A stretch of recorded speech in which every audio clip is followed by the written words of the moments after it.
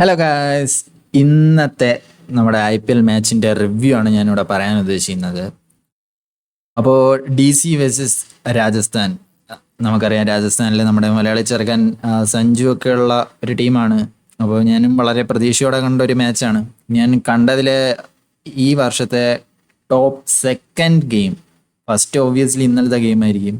Because ഇന്നലത്തെ game ഭയങ്കര കിട്ടില്ലായിട്ടുള്ളൊരു ഗെയിമാണ്. പഞ്ചാബ് എറിഞ്ഞിട്ടും എന്നൊക്കെ പറയുന്നത്. അതുപോലെ തന്നെ ആ, നമ്മുടെ നമ്മുടെ ശ്രേയസ് അയ്യറിന്റെ ആ ഒരു എന്താ പറയാൻ ആ ഒരു വിക്ടറി, അത് ഭയങ്കര ഒരു സ്വീറ്റ് ആയിട്ടുള്ള ഒരു സംഭവമായിരുന്നു. അപ്പോൾ നമുക്ക് ഈ ഗെയിമിലോട്ട് വരാം. ഈ ഗെയിമിലോട്ട് വരുമ്പോഴത്തേനും ടോസ് കിട്ടി. ഒബ്വിയസ്ലി സഞ്ജു എടുത്തതെന്ന് വെച്ച് കഴിഞ്ഞാൽ ബോളിംഗ് ആണ്.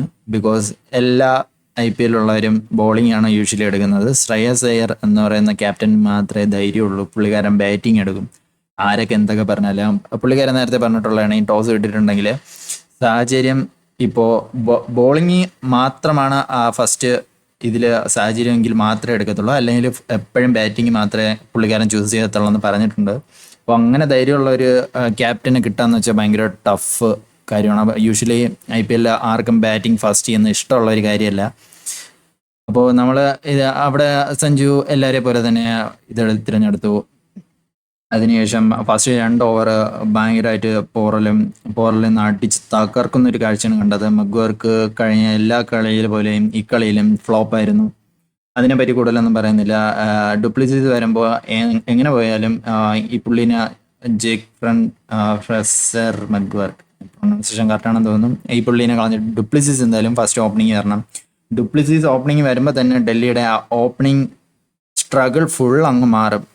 ഡുപ്ലിസിസ് ഒരേപോലെ അറ്റാക്കിംഗ് പ്ലെയറാണ്, അതേപോലെ കണ്ടീഷൻ ആക്സസ് ചെയ്ത് കളിക്കാൻ പറ്റുന്ന ഒരു പ്ലെയറാണ്. അപ്പോൾ അങ്ങനത്തെ ഒരു പ്ലെയറോട് വരുമ്പോഴത്തേനാണെങ്കിൽ വളരെ നല്ലതായിരിക്കും ഓപ്പണിംഗ്. അതേപോലെ തന്നെ കരുൺ നായർ ഇനി 1 ഡൗൺ എന്തായാലും ഉറപ്പായിട്ട് കാണും. കാരണം പുള്ളിക്കാരൻ നല്ലൊരു കാഴ്ചയാണ് കഴിഞ്ഞ കളി കളിച്ചത്. അതുകൊണ്ട് തന്നെ മിനിമം ഒരു 3 കളിയെങ്കിലും മിനിമം ഫ്ലോപ്പായാൽ മാത്രമേ പുള്ളിക്കാരൻ മാറ്റത്തുള്ളൂ. എന്തായാലും ഇനി അത് സാഹചര്യം ഉണ്ടാവും തോന്നുന്നില്ല. പുള്ളിക്കാരൻ്റെ ഫോമും കാര്യങ്ങളും എല്ലാം കൂടെ നോക്കുമ്പോഴത്തേനും അതെന്തായാലും കാണും. സോ ഇന്നത്തെ കളി വരുമ്പോഴത്തേനാണെങ്കിൽ മഗ്വാർക്ക് അങ്ങനെ പുള്ളിക്കാരൻ്റെ ക്രോസ് ബാറ്റഡ് ഷോട്ട് കളിച്ച് പുള്ളിക്കാരൻ കയറി പോകുന്ന ഒരു കാഴ്ചയാണ് കണ്ടത്, സ്ഥിരം കാഴ്ച. പോറൽ വളരെ നന്നായിട്ട് കളിച്ചു. അതിനുശേഷം കരുൺ നായർ റണ്ണൗട്ട് ആയതിനു ശേഷം ഭയങ്കരമായിട്ട് സ്ലോ ആയി. രാഹുൽ വന്നു, ആ മൊമെൻറ്റം കീപ്പ് ചെയ്യാൻ പറ്റിയില്ല. കുറേയൊക്കെ ട്രൈ ചെയ്തു, പക്ഷേ പുള്ളിക്കാരനെ കൊണ്ട് പറ്റിയില്ല. അത് വാസ്തവമാണ്. പുള്ളിക്കാരൻ വിക്കറ്റ് സേവ് ചെയ്യാനും കുറച്ച് ശ്രമിച്ചു. അതിനുശേഷം പുള്ളിക്കാരൻ ഒന്ന് അടിക്കാനൊക്കെ ശ്രമിച്ചു. അപ്പോൾ തന്നെ നമ്മൾ ആർച്ചർ വന്ന് എറിഞ്ഞിടുന്ന ഒരു കാഴ്ചയാണ് കണ്ടത്. അതിനുശേഷം സ്റ്റെപ്സ് വന്നു. ഞാൻ കണ്ടിട്ടുള്ളതിൽ സൗത്ത് ആഫ്രിക്കൻ പ്ലേയേഴ്സിലെ ഏറ്റവും അണ്ടർ റേറ്റഡ് ഒരു പ്ലെയറാണ് സ്റ്റെപ്സ്. IPL മിക്ക കളിയിലും നല്ലൊരു പെർഫോമൻസ് കാഴ്ചവെക്കുന്ന ഒരു പുള്ളിക്കാരാണ്. പക്ഷേ പുള്ളിക്കാരന് വേണ്ടുന്ന പ്രശംസയോ കാര്യങ്ങളോ ഒന്നും ഇതുവരെ കിട്ടിയതായിട്ട് ഞാൻ കണ്ടിട്ടില്ല. അപ്പോൾ സ്റ്റെപ്സ് വന്നു, കുറച്ച് മൊമെൻറ്റം മാറി. അതേപോലെ തന്നെ അപ്പോഴത്തേനും പോറൽ ഔട്ടായി. അക്സർ വന്നു. പിന്നെ അങ്ങോട്ട് മൊമെൻറ്റം അങ്ങ് ചേഞ്ച് ചെയ്തു. പുള്ളിക്കാരൻ എടുത്ത് കിട്ടില്ലമായിട്ട് കളിച്ചു. ഈ നമ്മുടെ ഹസരംഗ ആണെങ്കിൽ ഫുൾ അങ്ങ് ഓവർ പിച്ച് ബോൾ അങ്ങ് ഇട്ട് കൊടുക്കുകയാണ്, ചുമ്മാ അങ്ങ് ഇട്ട് കൊടുക്കുന്നത്. ഹസരംഗ ലാസ്റ്റ് 2-3 ഇയർ ആയിട്ട് ഭയങ്കര മോശമായിട്ടുള്ള ഒരു ബോളിംഗ് ആണ് കാഴ്ചവെക്കുന്നത്. വന്ന സമയത്ത് ഭയങ്കര ഒരു സെൻസേഷൻ ആയിരുന്നു എല്ലാ ശ്രീലങ്കൻ ലെഗ് സ്പിന്നേഴ്സിനെ പോലെയും. പക്ഷേ ഇവിടെയും പുള്ളിക്കാരൻ എടുത്തിട്ട് കൊടുക്കുന്നു, അടി അടി അടി. അങ്ങനെ കുറേ റൺസ് അവിടെ ചോക്കാവുന്നു. അങ്ങനെ അക്സറിന് കുറച്ച് മൊമെൻറ്റം കിട്ടി. അതിൽ തന്നെ സ്റ്റെപ്സും അത് കൊണ്ടുപോയി. അതിനുശേഷം അശുന്തോഷ് വന്നു, കുറച്ച് റൺസ് എടുത്തു. ഇതിൽ ഈ ഫസ്റ്റ് ഇന്നിങ്സിൽ പറയേണ്ട ഒരു മെയിൻ പോയിന്റ് എന്ന് പറയുന്നത് കംബാക്കാണ്. രാജസ്ഥാൻ വളരെ നല്ല രീതിയിൽ കംബാക്ക് ചെയ്തു. അതിനുശേഷം ലാസ്റ്റത്തെ 4 ഓവറിൽ കുറച്ച് റൺസ് ലീക്ക് ചെയ്തെങ്കിലും ഈ ഗ്രൗണ്ടിൽ ഇതൊക്കെ ചേസബിൾ ആയിട്ടുള്ള ഒരു ടാർഗറ്റാണ്. അതുകൊണ്ട് തന്നെ ഏറ്റവും ലാസ്റ്റത്തെ ആ ഒരു ക്യാച്ച് മിസ്സാകുന്നത് ഞാൻ ഇവിടെ ഒന്നുകൂടെ മെൻഷൻ ചെയ്യണം. കാരണം ഒരു റണ്ണ് ആ ഒരു റണ്ണിൻ്റെ വാല്യൂ അവർക്ക് രാജസ്ഥാൻ ഇന്നത്തെ ഈ ഗെയിമിന് മനസ്സിലാക്കണം. തീക്ഷണ ഡ്രോപ്പ് ചെയ്ത ആ ഒരു ക്യാച്ചിലെ ആ ഒരു റണ്ണിനാണ് ഇവിടെ നമ്മുടെ RR ഇവിടെ പോയിട്ട് സൂപ്പർ ഓവർ കളിക്കേണ്ടി വന്നതും തോൽക്കേണ്ടി വന്നതും.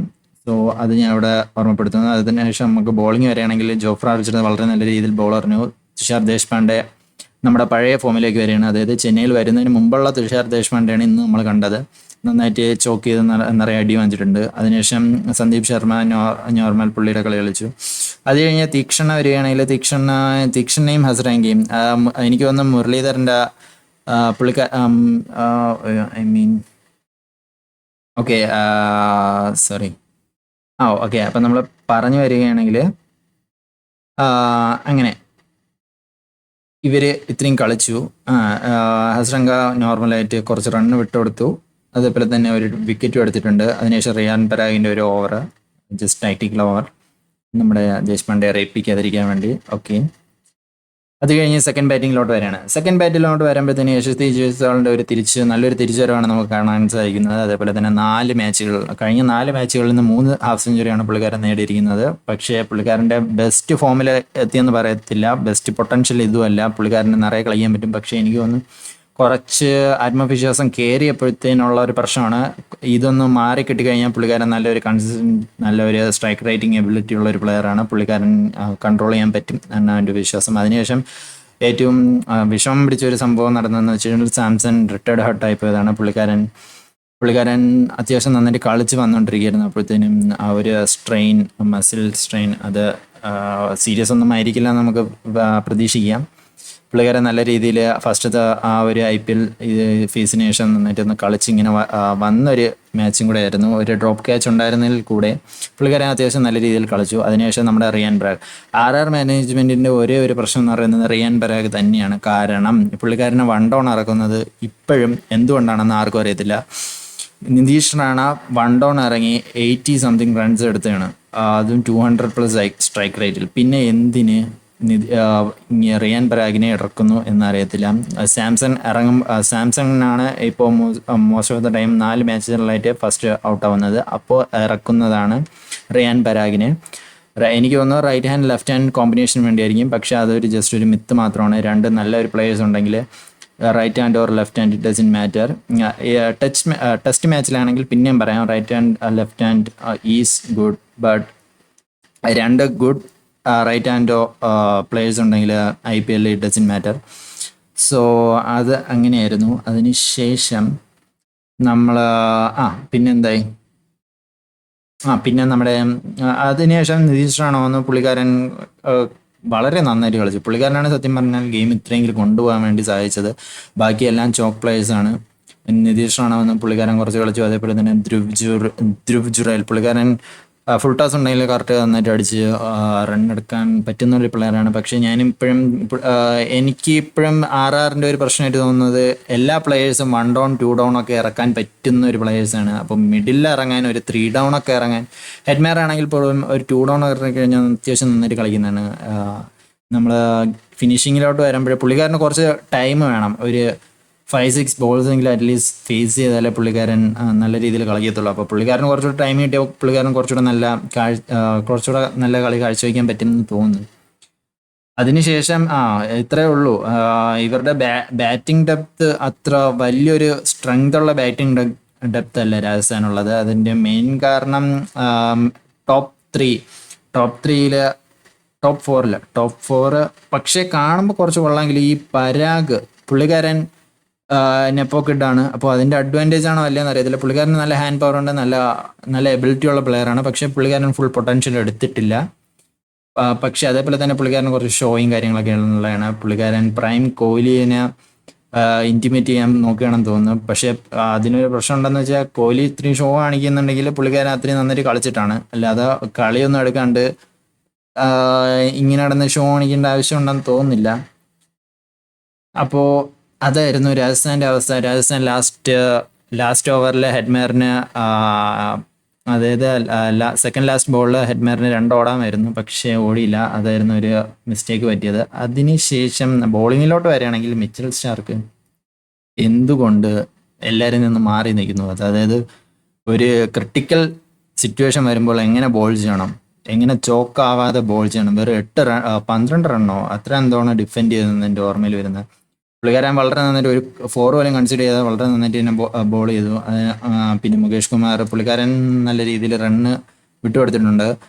മോഹിത് ശർമ്മ നന്നായിട്ട് അത്യാവശ്യം എറിഞ്ഞു. വിബ്രാജ് പുള്ളിക്കാരന് ഇപ്രാവശ്യം നന്നായിട്ട് എറിയാൻ സാധിച്ചില്ല. അക്ഷർ പട്ടേൽ നല്ല രീതിയിൽ തന്നെ എറിഞ്ഞു. കുൽദീപ് യാദവ് ആസ് യൂഷ്വൽ നല്ല രീതിയിൽ എറിഞ്ഞു. പിന്നെ സ്റ്റെപ്സിൻ്റെ ഒരു ഓവർ. ഇങ്ങനെയൊക്കെയായിരുന്നു ഇന്നത്തെ കളിയുടെ ഓവേഴ്സും കാര്യങ്ങളൊക്കെ വരുന്നത്.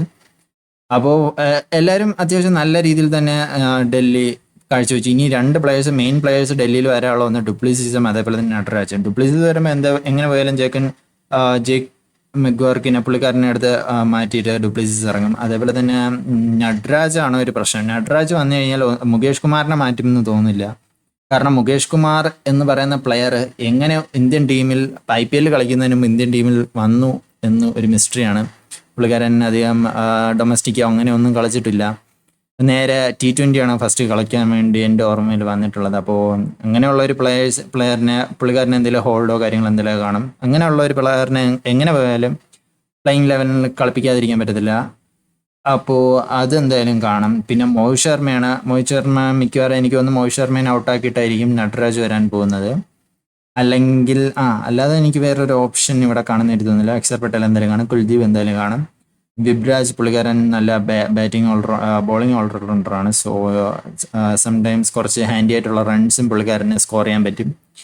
സോ അങ്ങനെ നമ്മളിങ്ങനെ കളിച്ച് വരുമ്പോഴത്തേക്കാണ് ലാസ്റ്റ് ഓവറിലെത്തി നമ്മുടെ സ്റ്റാക്ക് എറിഞ്ഞു പിടിക്കുന്നത് സൂപ്പർ ഓവറിന് ശേഷവും അതിനുശേഷവും 2 സൂപ്പർ ഓവറിലെ വിക്കറ്റുകളും കാണുന്നു. അതേപോലെ 10 റണ്ണിന് അവർ 2 വിക്കറ്റ് ഔട്ടാവുകയും ചെയ്യുന്നു. നമ്മുടെ KL രാഹുൽ ഇറങ്ങിയത് എനിക്ക് കുറച്ച് അത്ഭുതം തോന്നി. ഞാൻ വിചാരിച്ചു കഴിഞ്ഞാൽ നിതീഷ് റാണ സ്റ്റബ്സും പിന്നെ കരുൺ നായറുമായിരിക്കും ഇറങ്ങുന്നത് വിചാരിച്ചു. എനിക്ക് വന്നു, പക്ഷേ പുള്ളിക്കാരനെ ഇറക്കാത്ത ഇന്നത്തെ കളി അധികം കളിക്കാത്തതുകൊണ്ടായിരിക്കും. പക്ഷെ അങ്ങനെ നോക്കുകയാണെങ്കിൽ അക്സർ ഇറങ്ങേണ്ടതായിരുന്നു. അക്സറും സ്റ്റബ്സും ആയിരുന്നെങ്കിൽ പിന്നെയും കുഴപ്പമില്ലായിരുന്നു. പക്ഷെ കളി ജയിച്ചു. രാഹുൽ ഒരു ക്ലാസ് ബാറ്ററാണ്, അതിലൊരു സംശയമില്ല. ക്രിട്ടിക്കൽ സിറ്റുവേഷനിൽ ഇങ്ങനെയുള്ള ഒരു ചേസബിൾ ടാർഗറ്റിൽ പുള്ളിക്കാരൻ എന്തായാലും നല്ല രീതിയിൽ മെയിൻറ്റെയിൻ ചെയ്ത് പെർഫോം ചെയ്യുന്ന ഒരാളാണ്. അതുകൊണ്ട് തന്നെ ആയിരിക്കണം ആ ഒരു എക്സ്പീരിയൻസിന് വേണ്ടി പുള്ളിക്കാരൻ സൂപ്പർ ഓവർ ഇറക്കിയത്. പുള്ളിക്കാരൻ എന്തായാലും ഒരു 4 ഒക്കെ അടിച്ചു നല്ല രീതിയിൽ. സ്റ്റബ്സ് ലാസ്റ്റ് അടിച്ച ആ ഒരു ഷോട്ട് അതെന്ന് വെച്ച് കഴിഞ്ഞാൽ പുള്ളിക്കാരൻ ഒരു 3 പ്രാവശ്യം റെപ്ലിക്കേറ്റ് ചെയ്യാൻ നോക്കിയതായിരുന്നു നമ്മുടെ ഫസ്റ്റ് ഇന്നിങ്സിൽ. നല്ല രീതിയിൽ ട്രൈ ചെയ്തു. എങ്ങനെയാന്ന് വെച്ച് കഴിഞ്ഞാൽ പക്ഷേ Sandeep Sharma correct slow ball ബൗൺസറിന് പുള്ളിക്കാരനെ റീച്ച് കിട്ടിയില്ല. അങ്ങനെ ലാസ്റ്റത്തെ മിസ് ഹിറ്റായി നമ്മുടെ തീക്ഷണ ഡ്രോപ്പ് ചെയ്യുന്നു.